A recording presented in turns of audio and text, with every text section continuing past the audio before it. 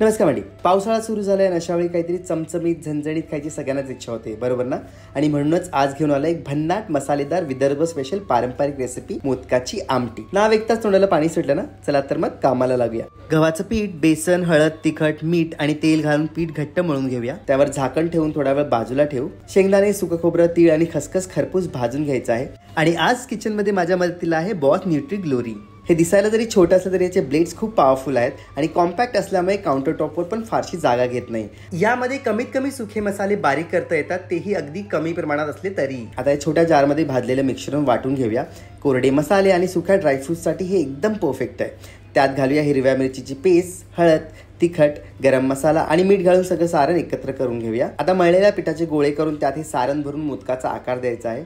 आता आमटीसाठी वाटण तयार करून घेऊया। भाजलेलं सुकं खोबरं, भरपूर कोथिंबीर आणि पाणी एकत्र करून न्यूट्री ग्लोरीच्या मोठ्या वेट ग्राइंडर जारमध्ये बारीक वाटून घेऊया।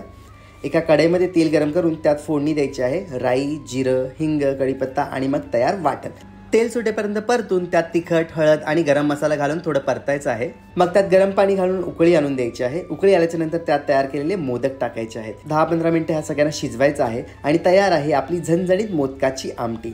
Thanks to Boss Nutri Glory, त्यामुळे हे सगळे इतकं झटपट आणि सोपं झालंय। कशी वाटली रेसिपी? जर संपूर्ण रेसिपी आणि प्रोडक्टची लिंक हवी असेल तर खाली मोदक असं कमेंट करा आणि मी लगेच पाठवेन।